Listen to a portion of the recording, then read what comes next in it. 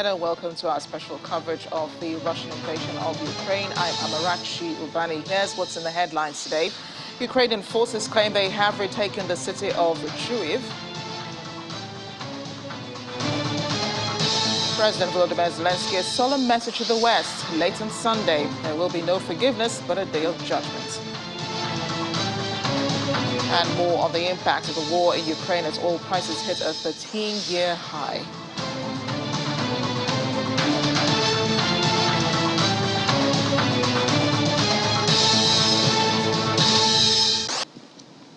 Good morning again, and thanks for joining us this full hour of our special coverage. I'm Amarachi Ubani in Lagos again. First off, the Russian government this morning says it will open up humanitarian corridors across multiple Ukrainian cities today to allow civilians to evacuate. The ceasefire is expected to take place at 10 in the morning local time, with evacuation routes set up in the capital Kyiv, as well as Kharkiv, Mariupol and Sumy, where we have Nigerian students who are stranded, who have been stranded there for days. Now, all of these cities are currently under significant Russian assault operation. Ukrainian officials are yet to confirm that this will happen. Now, over the weekend, two efforts to open a route to allow civilians to evacuate from Mariupol in the country's southeast collapsed. Ukrainian officials said this was because Russia continued to shell the city during the agreed ceasefire hours. A shelling has been reported, though, in some Ukrainian cities this morning, especially in the port city of Mykolaiv. The mayor confirmed earlier reports that Moscow's forces bombarded the city with artillery fire this morning. And now Ukrainian defense officials claim their forces have retaken the eastern city of Chuiv in an operational update posted on Facebook on Sunday night. Ukraine's general staff said that Kyiv's forces had seized the city from Russian troops and had inflicted heavy losses on Moscow's forces during the battle. Ukrainian officials also claim that two high-ranking Russian commanders were killed during the battle for the city, which boasts of a population of around 31,000 people.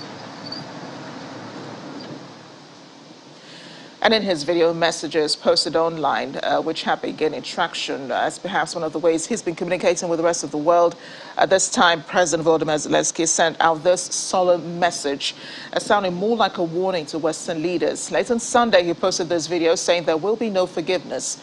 There will be a day of judgment. In his latest address, Zelensky called on the West to do more as he spoke of the destruction across Ukraine and the suffering faced by his people. Persistent fighting blocked efforts to evacuate 200,000 people from the city of Mariupol on Sunday, a second day in a row. Reports say that in Irpin, which is a town some 25 kilometers northwest of the capital Kyiv, men, women and children have been trying to escape the fighting, were forced to take cover when missiles struck nearby. A calling out this morning also extends to China. Earlier, it's the Australian Prime Minister Scott Morrison doing the calling out. In an address this morning, he says China must act on its declarations of promoting world peace and join the effort to stop Russia's invasion of Ukraine, warning that the world is in danger of being reshaped by an arc of autocracy. He also suggested that Russia's invasion was not going according to plan, a plan of the leader, Vladimir Putin, who is said overestimated the capacity of how he might be able to prosecute this illegal war. He called it a gross violation of international law and the latest example of an authoritarian regime seeking to challenge the status quo through threats and violence. This is just the latest example of an authoritarian regime seeking to challenge the status quo through threats and violence. Our rules-based international order, built upon the principles and values that guide our own nation, has for decades supported peace and stability and allowed sovereign nations to pursue their interests free from coercion. This is now under assault. A new arc of autocracy is instinctively aligning to challenge and reset the world order in their own image. The crisis that now grips Europe heralds a moment of choice for China, the Chinese government and leadership. Under Mr. Putin, Russia has chosen the path of violence and seeking to overturn the global order. The world has heard China's words about its commitment to global peace and respect for sovereignty and territorial integrity and playing a positive role in the international community for a very long time now. So it's now up to China and their leaders at this hinge point of history to demonstrate that these are more than just words. No country would have a greater impact right now on Russia's violent aggression towards Ukraine than China joining the rest of the world in denouncing Russia's aggression and applying the same sanctions we have. So far, they have not. I think he's overestimated the capacity of how he might be able to prosecute this illegal war and the sheer callous disregard not only for innocent civilians in Ukraine, but frankly, for the way that he has just sent young conscripts into the flames. I don't see how that would be resonating well back in Russia. There is a clear, I think, gap emerging between his ambition and what would be the reasonable nationalistic sentiment of Russians more broadly. Over in New Zealand, Prime Minister Jacinda Ardern says she will introduce legislation to allow New Zealand to impose sanctions against Russia following its invasion of Ukraine. Ms. Ardern said these sanctions will give the country the ability to freeze Russian assets in New Zealand, prevent people and companies from moving their money and assets there to escape sanctions imposed by other countries, and stop super yachts, ships and aircrafts from entering the country's waters for airspace. And when passed, it will be the first time New Zealand would have levied sanctions individually on a country. The government will introduce, this week, the government will introduce the Russia's Sanctions Bill, a bespoke piece of legislation in direct response to Russia's invasion of Ukraine. A bill of this nature has never been brought before our parliament, but it is essential given Russia's vetoing of sanctions through the UN. The bill will allow for new sanctions to be applied. Those sanctions can be imposed on people, companies, services and assets related to those in Russia who are responsible for or associated with the invasion. It will target those of economic or strategic relevance to Russia, including oligarchs. A public sanctions register will be set up to list every individual, entity, asset or service that is sanctioned. The sanctions will freeze assets located in New Zealand. It will also prevent those who are sanctioned from moving assets to New Zealand or using our financial system as a backdoor to get around sanctions increasingly imposed by other countries. Sanctions can apply to trade, financial institutions and territory, including stopping the likes of Russian super yachts, ships and aircraft from entering New Zealand waters or airspace. While the bill will be specific to the Russian invasion, it does importantly allow for sanctions to be imposed against other states which have been complicit with Russia's illegal actions, such as Belarus. But it's not just about what is already invested here, but what might be invested here, what assets might be moved to New Zealand, making sure that we do not become the haven for those who are already being sanctioned overseas. We need to move preemptively to ensure that we stop that from occurring. At this stage, at senior officials level, there's ongoing engagement with their counterparts in China and ongoing encouragement at that level to engage with the international community and the pressure that's being applied to Russia around the actions that they've taken. And we do want to continue to encourage that China uses the influence that it has. You'll know that they've often taken a policy of non-interference in other countries' foreign policies. Here's an example, though, of many countries who have taken that position in the past who have been very forthright on this occasion.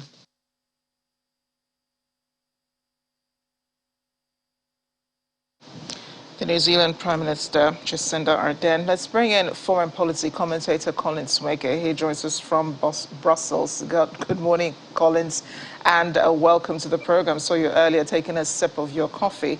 I want to begin with your thoughts on the ceasefire that's been announced by the Russian government this morning, and how this humanitarian aspect of the war could be further explored for peaceful resolution.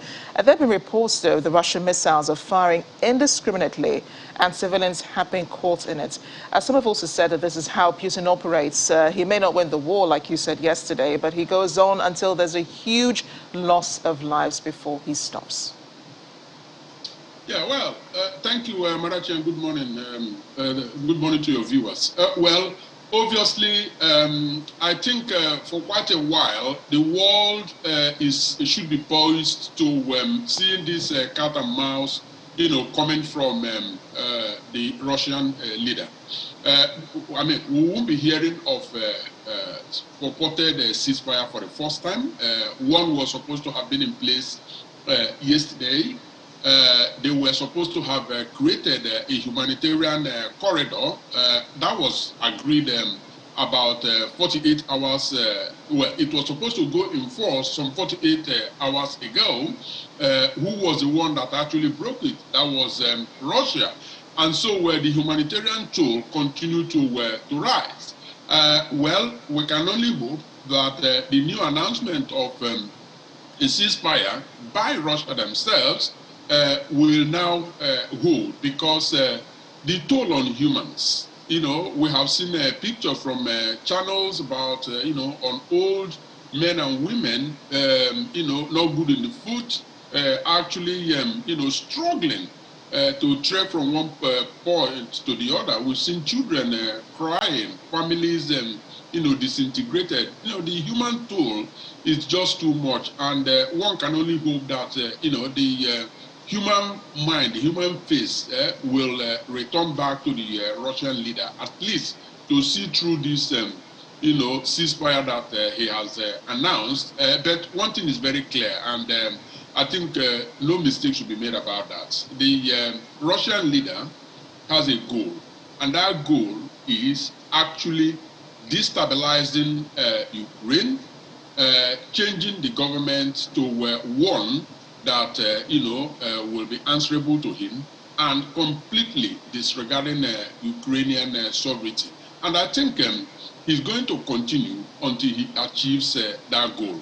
The ceasefire announced probably is for a very, very short time, because the demand that he has put on the table, the two major ones, non-compliance or non-joining of EU, and then ceasing of NATO activities in Ukraine, ruling out that they will ever be members. Those are two serious issues that had been made clear to him that they are not going to happen. So he keeps hammering on them, and so we'll see how all this plays out in the coming hours, not even days. Yeah, but isn't this the point, though, for the Russian presidents and the Russian forces who are in Ukraine? The death toll, the civilian death toll, the body count at the end of the day, that's how they win the war, right? I mean, if the civilians are out of there, then how do you measure the impact of this war in Ukraine? Well, the impact is going to be measured first and foremost on the toll on civilians.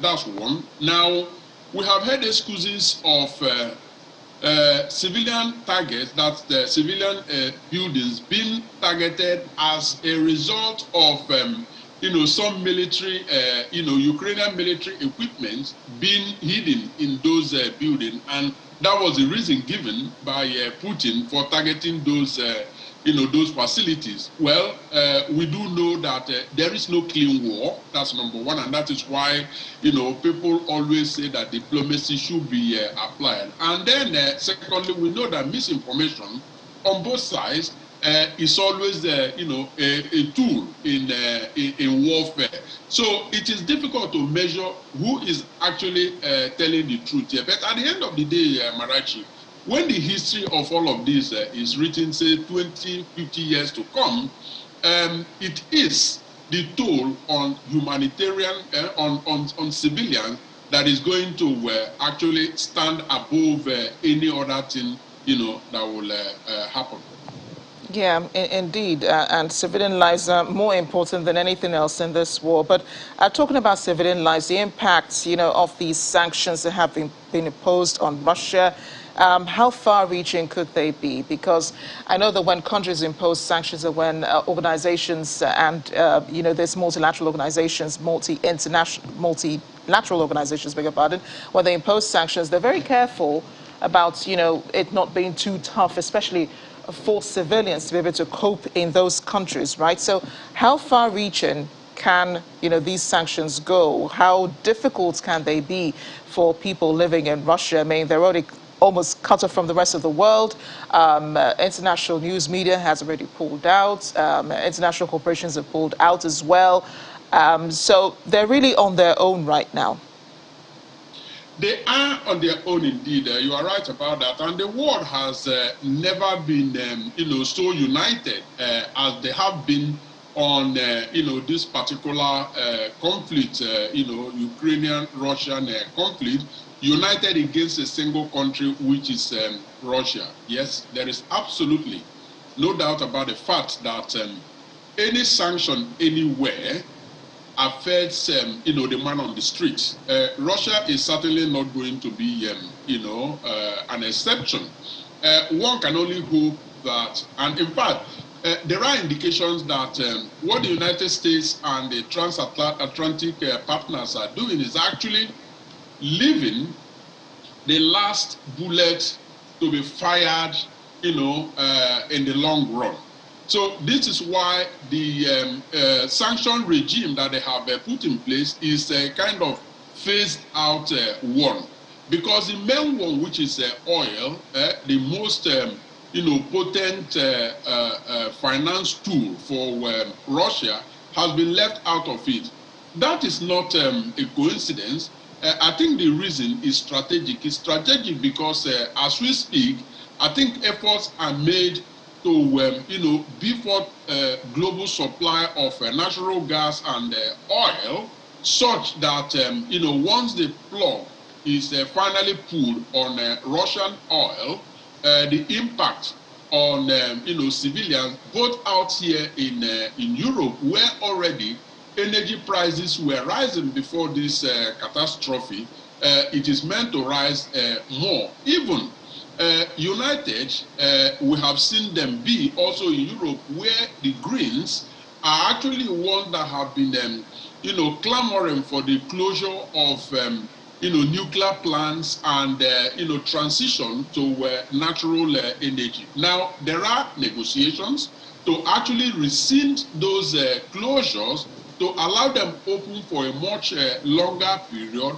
to be able to break the independence on Russian oil. So the calculation is that when all of this happens and they begin to affect the common man in Russia, which is inevitable, they will then revolt against the government, and that is one form of one strategy for targeting regime change. So ultimately, it is going to affect humans. They remain, civilians remain the last people in the room when war happens, and then it affects them in a very significant way.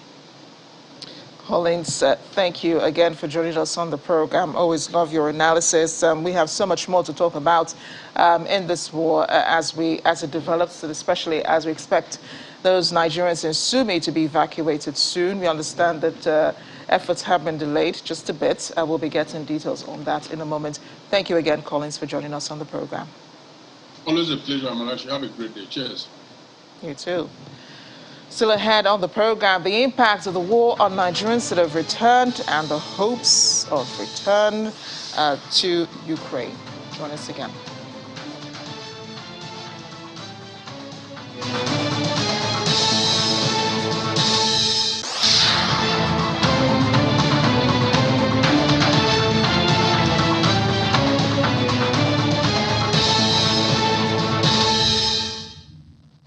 Welcome back. Nigerian, Ghanaian, and Somali students are among hundreds of foreign nationals stuck in Ukraine's northeastern city of Sumy, which has been pummeled by Russian forces for days. There are reports of no food in the markets, bank cash machines are not working, and the students are drinking melted snow, or ice if you will, after running out of water. Nigerian and Ghanaian governments have been repatriating the nationals who are fleeing the conflicts in Ukraine. The first groups arrived back home last week. More than 1,000 Ghanaian students were living in Ukraine until Russia invaded the country. The West African nation has so far made 2 repatriation missions. Nigeria is expected to evacuate 5,000 citizens who crossed from Ukraine to the neighboring countries of Romania, Poland, and Hungary. Well, going to devastating situations like the war in Ukraine could be quite traumatizing, especially for these young Nigerians who've never witnessed a war and were now trapped in a conflict. Over 1,000 African students have been able to return home and are relatively safe for now, but there are fears of post-traumatic stress setting in as a result of the impact of fleeing for their lives. Joining us now to discuss this and more is Dr. Maimuna Kadiri. She's consultant she's a psychiatric consultant as well as one of the experts in the field. She's also a mental health advocate. She joins us from Lagos on this Zoom call, as well as Eniola Badijo, who just returned from Ukraine.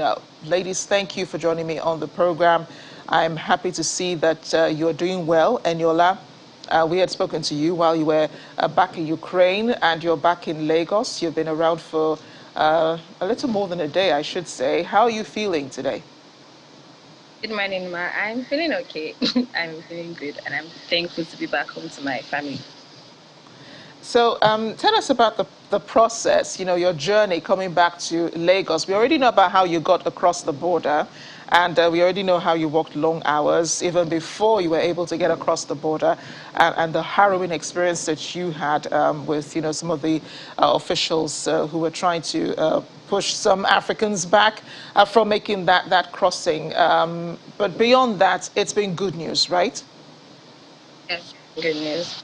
So my journey back to Nigeria has been really traumatic and it has been really stressful. We were supposed to fly on Wednesday, but due to miscommunication and not enough information and disorganization, we didn't leave Poland until Thursday. So it has been really stressful for us.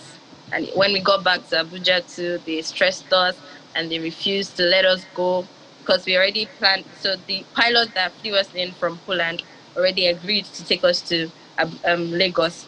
So from Abuja, we're supposed to fly back to Lagos, but we're told to come down for some gifts. And by the time we're done, the pilot had already flown back to Lagos. So it was really just stressful. So they told us to use our money that we're given for transport back to Lagos. So we had to protest. We didn't leave Abuja until 3 o'clock in the morning. That was on Saturday morning. Yeah, but now you're back. And what was the reunion like between you and your parents and your loved ones who have been with you on the phone, trying to find out about your well-being, calling and stressing out here in Lagos and all of that? Sorry, I didn't get what you said. Sorry.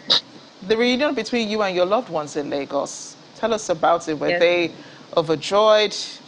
Were there tears? Emotional? What was it like? It was emotional and they were also overjoyed. And we're just thankful that it could help. Right. Dr. Maimuna Kadiri, you have seen, even much worse, cases like this. A doctor earlier this morning talked about PTSD, but before that is the initial stages, of this. Right now, there's a lot of, euphoria regarding the return of these people, and it could all get lost. The real feelings that come out, when they probably sit down and process what they've been through, would come out much later. But what do you make of this initial stages and what they're going through right now? It still looks surreal, I guess. Thank you very much, Eniola. I'm sending you lots of virtual hugs from where I am. It's not easy being a youth, being in a foreign land, and facing, even if you're not part of the war, knowing that there's a war around you and being able to go through the trekking and eventually back home to your loved ones. Amarachi, let me build the case here before we go into what they are really into. What they can go through right now, it can be immediate, short, and on a long-term basis. Let's take this as a case in time with facts backing from scientific and World Health Organization. It has been well documented that half of all mental illnesses start before the age of 14 and two-thirds before the age of 24. We are still within the COVID-19 global pandemic. And just last week, World Health Organization released a document stating that there has been an exponential increase, 25% increase in the rate of anxiety and depression. And the people bearing this grunt are majorly women and young adults. And the young adults are disproportionately at risk of suicide and self-harming behaviors.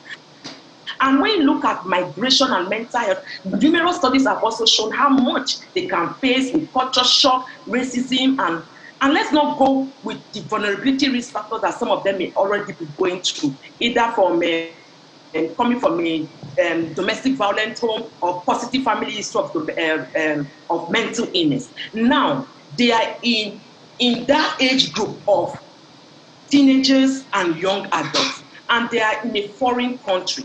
Why they came back home? Yes, we saw that they said they were giving $100, and your has also even testified to, they were giving something. They got reunited with their family, which took care of their, family support, prayers that everybody has been praying for them globally, which took care of their spiritual support. Physically, they did PCV, COVID-19 tests when they came. What is the missing link? Their emotional well-being has been taken into cognizance. The truth is that even the DG, Director General of the WHO, is stating that what we are seeing, the mental health increase with COVID-19 globally, is just a tip of the iceberg. What would we have done? Immediately, some of them may be experiencing the anxiety, poor sleep, crying, because some are already in their 3rd level about to graduate next year. Some are in their 500 level about to graduate from medical school. And they're thinking, will we be able to go back to school? Will we be able to finish? Will we be able to even go back to Ukraine to start? Are we going to be here in Nigeria knowing what we ran away from to start all over again? All that is going to set in. And we are not going to see that, because now that they are back home, it will be taken as a yardstick that they are safe home. But when we talk about post-traumatic stress disorder, it's a disorder you do not make a diagnosis immediately. So immediately, poor appetite, low mood, mood swings, these are some of the things we are going to see. In the short run, we are going to see people that may be going through anxiety disorder, depression, even abusing substances. Let's not forget those that are already having or living with mental illnesses. They could have relapses. And then, of course, we are looking at the long run where we are dealing with post-traumatic stress disorder.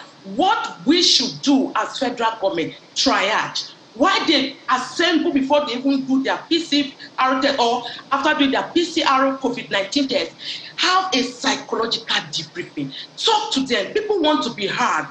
Create that safe space where these kids can express themselves, and then give them links to where they can get help from. We are not saying government should take that on board. That is why we have the NGOs. That is why we have organizations that can help them. And while at that, a lot of them have their parents at the airport. We can do the Lagos and Abuja cohort. We had a case of the Sosoliso air flight, the Dana air flight, where we talk to the parents at different points in time, the Interfahaji, the NSAS. Talk to parents at Abuja when they are together, and let them know how to support these children when they are back home, how to even talk to them, how to encourage them, the Lagos zone, and also do that for them. These are some of the things we are just telling people to take cognizance of, because we know the implication of neglecting this aspect of their emotional well-being. If not taken care of, they are likely going to have consequences. Yeah, and I know, Doctor, you have spoken about, on the first day, of the evacuations, when the first batch of Nigerians returned, you already tweeted about their emotional well-being, and you had things we did at the federal government, not to ignore that. So now that they're back, some of them are probably, they don't exhibit easily symptoms of possible mental stress or the anxieties that they're going through. So in what other ways can even parents and caregivers identify that this is what this person is going through? Because some of the symptoms that you're mentioning might not be common for some people. Some people are naturally quiet. So when you see them quiet, you really don't think this person is going through some mental stress because of what he or she has been through. Beautiful, because it still all boils down to the parents and guidance and people that will support them. What should parents and guidance and loved ones look out for? One word I want to let parents know is change. What has changed in your child who left Nigeria maybe last year, 2 years ago, or you didn't see for a period of time, or maybe the last video call you did with that child, or the last, voice call you did with that child, and you are seeing the child now physically with you. What has changed in that child that wasn't there before? If your intuition tells you there's something wrong, trust your intuition. Something is actually wrong. But again, parents, guidance, and loved ones should also understand that just being there supportive for them, it is very, very key. Please don't criticize. Please don't judge. Please listen to them, not judgmentally. Listen not to respond, but listen to understand their point of view. Ask them what they want, but don't emotionally blackmail them. Don't make it look as if they are useless or whatever. When you listen to them and see any change that you think that is not auguring well with the child that you know, with your loved one, seek help and allow them to just speak out. When you create that safe space for them to speak out, this is what we call normalizing mental health conversations by building a culture of compassion. It helps them, it heals, because what they are going through now is a lot. Thinking of, can they go back? Can they finish? Are we going to be told by you parents to stay back in Nigeria and finish their school year in Nigeria? A lot is going through their minds. And so that listening non-judgmental is something that a lot of parents have to take cognizance of. And they look out for changes in sleeping pattern, changes in their mood, changes in their eating pattern.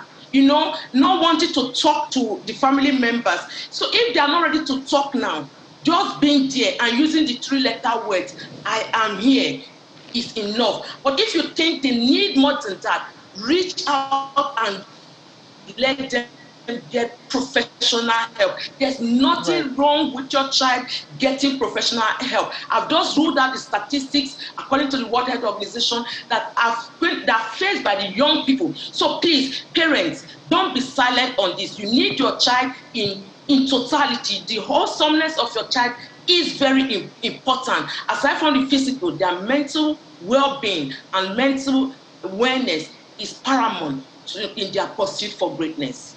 Indeed, and we have a case study with us, Eniola, who has just returned. Eniola, have you begun to feel any anxieties regarding, possibly your future? I know you left a life back in Ukraine, your school, and you didn't come back with everything anyway. You just came with the essentials. So, are there some of these symptoms that Dr. Kadiri is mentioning that you're already experiencing? I've been thinking a lot about what's going to happen because I'm in my final year and I was supposed to graduate in 3 months. But I have really supportive family members and all my family members have been calling. So for now, for this week, I just want to rest and think of possible options and just move forward. But yes, I will be fine. I'll talk to my parents, other people if I need help. You see, Doctor, there's something she said, and I think that's really important. When people say, I will be fine, most times they're trying to cover up something, right? They don't really want to talk about their feelings. What do you make of this? So, it's good she says she's fine. There's nothing bad in it. And it's good she's hearing us now. And at least just listening to herself and knowing if there's anything that she thinks that may be going on with time. So we all have our healing capacity. We all have our resilience level. And of course, the support we get from family members and loved ones is also very, very important. So I am fine does not mean that you are covering up totally. And fine may just be in your current state of mind as it is right now. But you have to listen to yourself. You have to know, is there something I need to say? Is there something I need to do? Is there something, if for any reason I'm having these challenges or having these difficulties, where is that outlet that I need to, reach out to? She has said she has supported family member, which is very, very key for her as it is. So if at any point in time, Eniola, you aren't feeling fine, it's okay not to be okay at times. Just talk to that mom, talk to somebody. I think you need something, more professional help. Yeah, there's nothing wrong in it. Yeah, and in 3 you can reach months' out. time. Yeah, and she can reach out to you, of course. You're very active on social media, Dr. Maimuna Kadri, so she can find you, if she and others as well. I want to talk about those who are still stuck in Sumi, and I know that many of them have tried to leave the city, and now the Russian government announced a ceasefire this morning. They still haven't lifted off. They still haven't left the city. How do you think they're feeling right now? Some of them might be watching other videos of people who have made it across, who have landed in Nigeria, and who are already moving on with their lives, and they're not knowing whether they will. We're hoping that they make it out soon before things begin to happen. What do you make of what might be going through their minds at this time? When I watched that video that they made, it broke my heart, because we can only just imagine. We will not know exactly what they are going through, and that's just the truth about it. If you are not faced in a particular situation or facing a particular challenge, you will definitely not know exactly how others feel.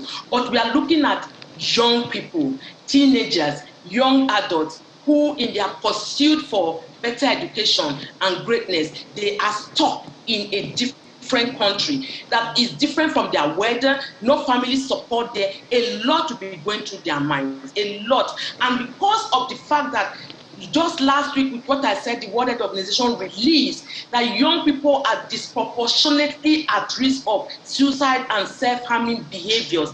They need that.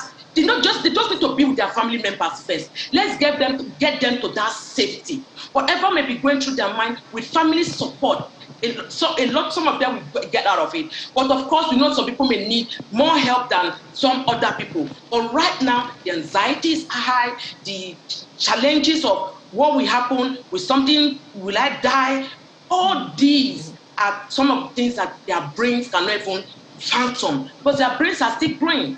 The brain won't stop growing until in their mid-20s. And these are kids that are in a different location, faced with the war. So we need them first, safety, and then give them the emotional support that they truly need.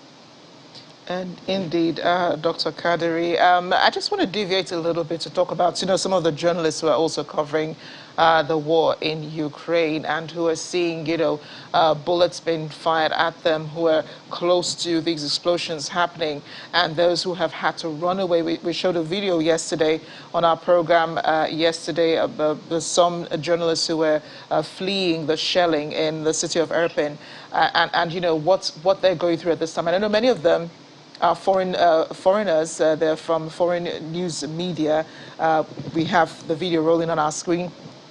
But they probably have, provisions made for, them to debrief and, to get proper mental care and all of that. But for those of us watching here, we're seeing our own colleagues going through that. So how do we help to support or learn from what's going on in Ukraine in case we are ever in a situation like that? Go. Move! Journalists are among the frontline workers, just like how we have health workers in the front line. And when you are in the front line and you are faced with uncertainties, there are only two options: live or die.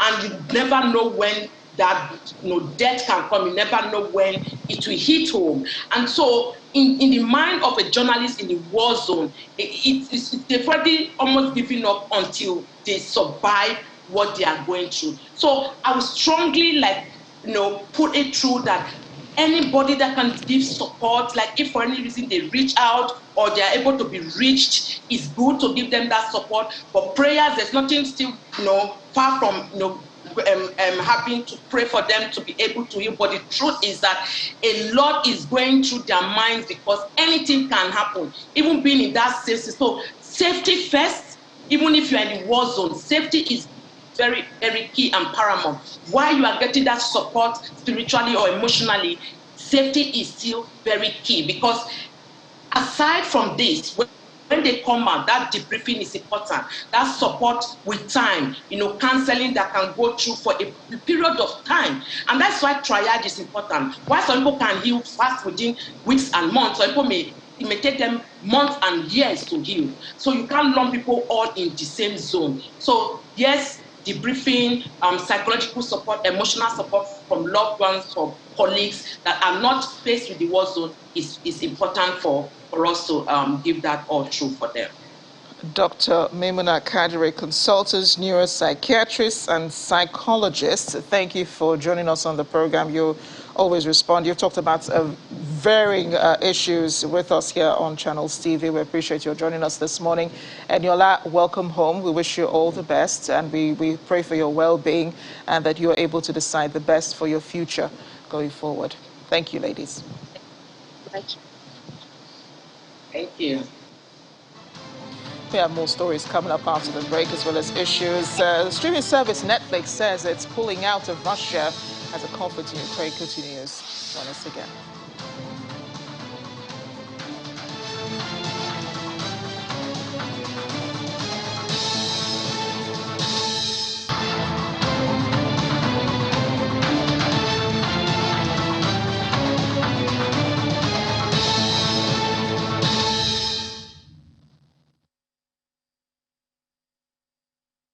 From Romania have a story to tell, one which many young Nigerians may never experience in their lifetime. The experience of a full-blown war and what it means to have a refugee status outside of Nigeria. But if you want to read it, it's your DG that is new. Weary from their travels and traumatized by the idea that they could have been killed in the war between Russia and Ukraine, these over 400 young Nigerians, mostly students, tell us what it was like to escape the conflict. We were struggling, people were screaming, there was like a lot of tussle to get across the line. I even saw someone climb over people's heads just to get like into the border. It was like really very stressful crossing the Ukrainian side of the border. It was chaotic because everyone was fighting within themselves and nobody wanted to be the last to go. So it was very tight, so everyone was practically pushing. There was a lot of stampede. I have joint pain, back pain. The sirens were like ringing every day, so that didn't make us feel safe, my friends. So at a certain point we left.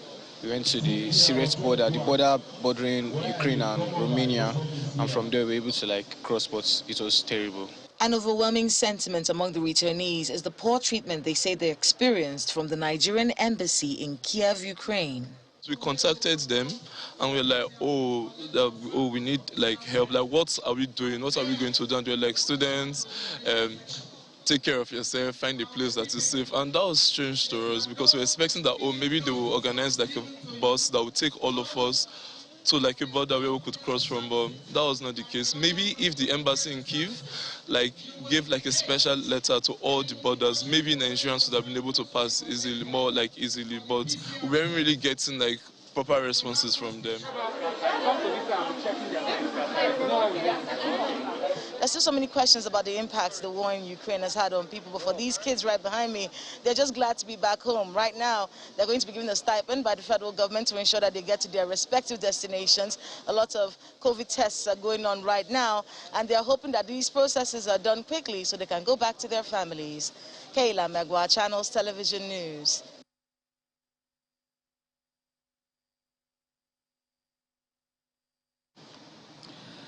Welcome back to our special coverage of the Russian invasion of Ukraine. We've been following the invasion since it started nearly 2 weeks ago.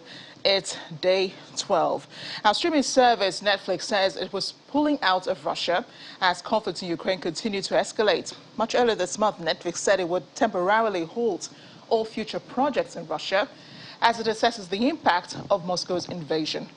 But over the weekend, the Russian President Vladimir Putin vowed to press ahead with his offensive, blocking Ukraine's efforts to evacuate 200,000 people from the besieged city of Mariupol. Well, that's changed now as the president announced a ceasefire this morning for some cities in Ukraine. Moscow calls the invasion a special military operation. It's been condemned by world leaders. So the big four accounting firms also say they will cut their ties with Russia. KPMG, PricewaterhouseCoopers say they will no longer have a member firm in Russia over the invasion. KPMG said its Russia and Belarus firms will leave the network, while PwC separately agreed that its Russian firm will exit theirs. Now, together, the two companies say the decisions will affect more than 8,000 partners and staff. An American Express also said it was suspending operations in Russia and in Belarus, similar to Visa and MasterCard. All now join growing list of Western companies who have closed shop in Russia, including Nike, IKEA, French luxury brand Hermès. Meanwhile, the popular Chinese-owned video app TikTok said on Sunday it will be limiting its services in Russia in light of new media laws. Putin on Friday signed a law that threatens jail terms up to 15 years for spreading what Kremlin describes as fake news. A law makes it illegal to report any event that could discredit the Russian military. TikTok said it would suspend live streaming and new content uploads in Russia while they review the safety implications of the law. We're tracking the impact of this invasion on everything else, including oil prices that soared to the highest level since 2008 today, after the U.S. said it was discussing a potential embargo on Russian supplies with its allies. Brent crude, the global oil benchmark, spiked above $139 a barrel before easing to around $130. Energy markets have been rocked in recent days over supply fears triggered by the invasion. Consumers are already feeling the impact of higher energy costs as fuel prices and household bills jump. Stock markets in Asia fell today, with Japan's Nikkei 2.7% lower than the Hang Seng in Hong Kong, down by 3% on Sunday.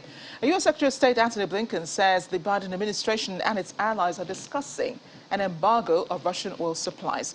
Now, those comments come as pressure grows on the White House and other Western nations to take tougher action against Moscow over its invasion of Ukraine.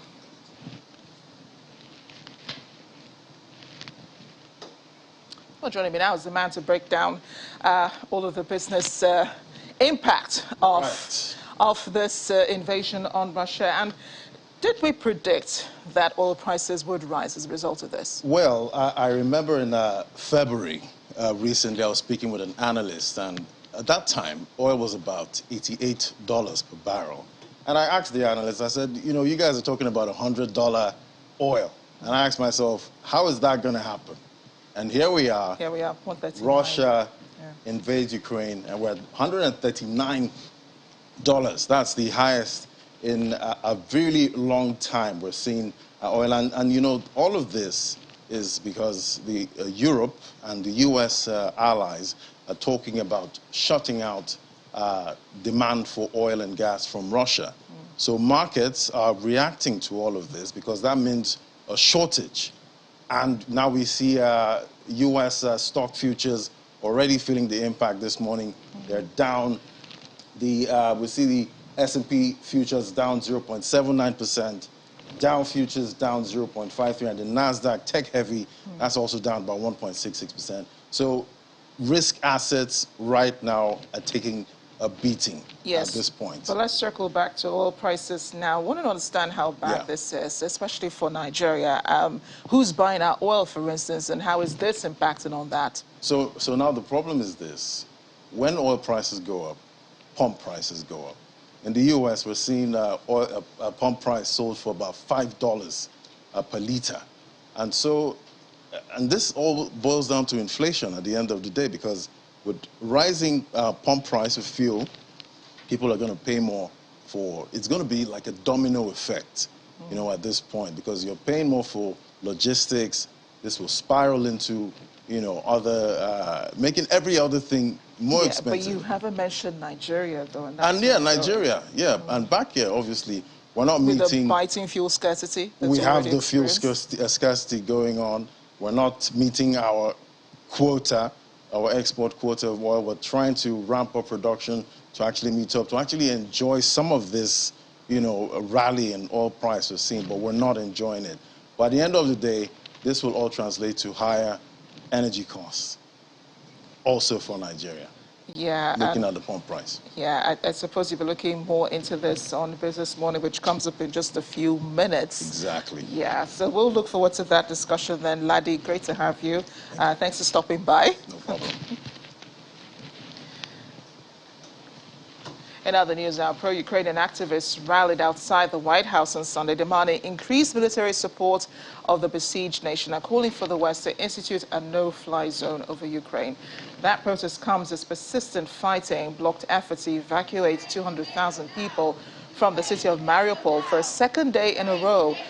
President Vladimir Putin has vowed to press ahead with his offensive. The invasion has drawn almost universal condemnation around the world, sent more than 1.5 million Ukrainians fleeing the country, and triggered sweeping Western sanctions against Ukraine, Russia, aimed at crippling its economy. Now, the West, which calls Putin's reasons for invading baseless, has expanded efforts to rearm Ukraine, sending in items from Stinger missiles to anti-tank weapons.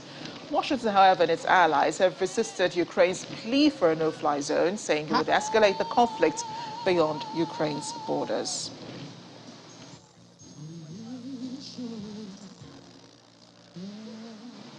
We mentioned the United States. Secretary of State Antony Blinken says diplomats are working to ensure the release of seven-time WNBA All-Star player Brittany Griner, who is being detained in Russia for possession of hash oil. The Russian Federal Customs Service alleged it searched luggage believed to belong to Griner and found vape cartridges that contained oil derived from cannabis, a crime that carries a maximum penalty of 10 years in prison. The player is still in custody and an investigation is underway. With regard to the individual you mentioned, there's only so much I can say given privacy considerations at this point.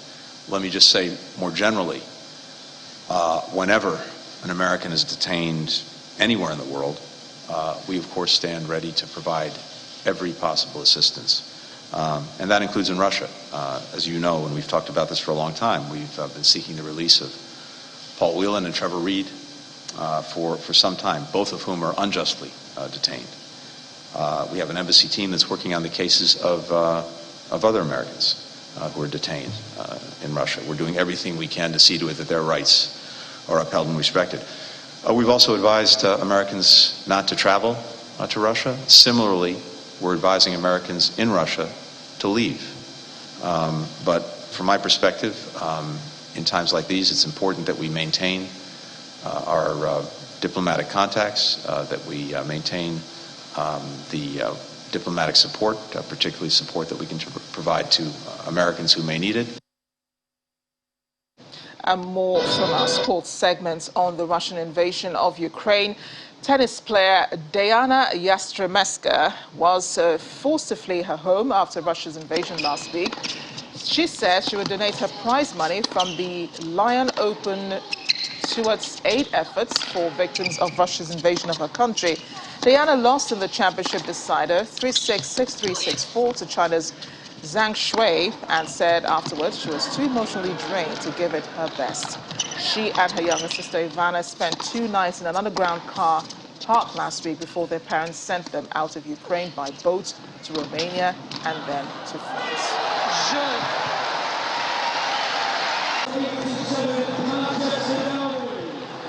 Manchester City and Manchester United soccer teams joined together in a minute's applause on Sunday to show their support for the plight of Ukraine. Now, before their Premier League match at the Etihad Stadium, the players walked onto the pitch wearing shirts belonging to bearing no war slogans, with the City players' shirts also in the blue and yellow colors of the Ukrainian flag. Ukrainian international Oleksandr Zinchenko was among City's substitutes for the match. All Premier League matches this weekend held similar ceremonies prior to kick-off.